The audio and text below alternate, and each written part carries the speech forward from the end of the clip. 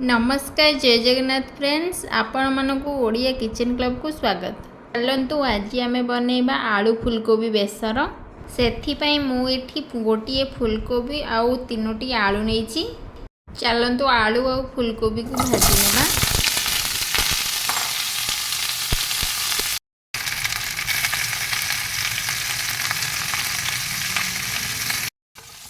एठी मु 1 स्पून लूण आ 1 स्पून हलदी दे ताकू भल से भाजी नहीं।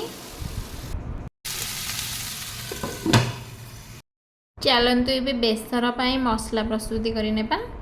मुझे पियाज अदा रसुण जीरा और सोरिष को भल से ग्राइंड कर नहीं।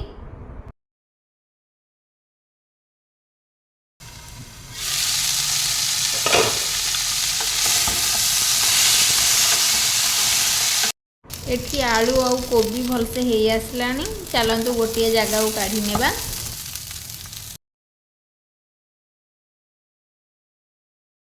गोटे पैन रे तेल गरम करी जीरा तेजपत्र डालचीनी और गोलमरीच देदेबा।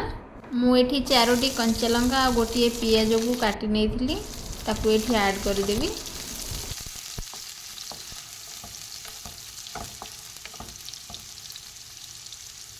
पियाज भल से भाजी हो गला पर ग्राइंड करिथिबा मसला को ऐड करिबा।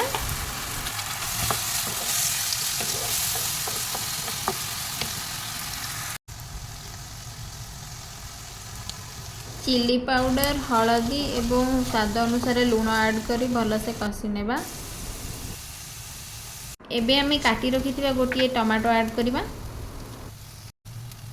1 स्पून धनिया पाउडर हाफ स्पून गरम मसला दे भल से कषि नेबा।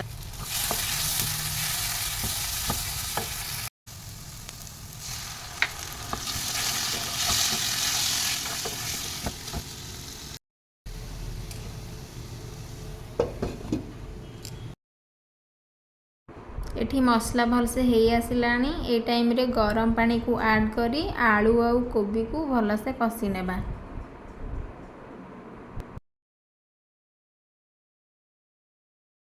एठी मु मसला रे अल्प पानी ऐड करिछि बाकी पछरे ऐड करिबा।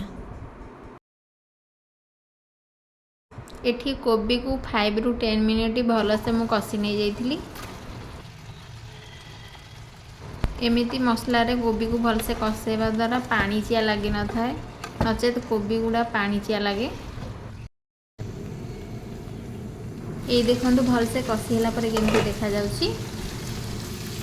एठी आलू आउ कोबी भल से सिझी जाइछि मसला भी भल से कोटिंग हो जाइछि।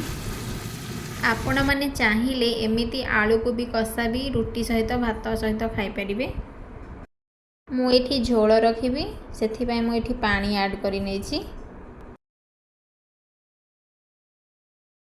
एठी गरम पानी यूज करिछि सेथिपाई मु बेसी समय न फुटे 5 मिनिट फुटे नेबी। मु एठी लीड कवर करि नेछि। 5 मिनिट पर चलंतु लीड को बाहर करिबा। देखंतु कोबी बेसर पूरा रेडी। ए टाइम रे काटी रखिथिबा धनिया पत्र को ऐड करि देबा।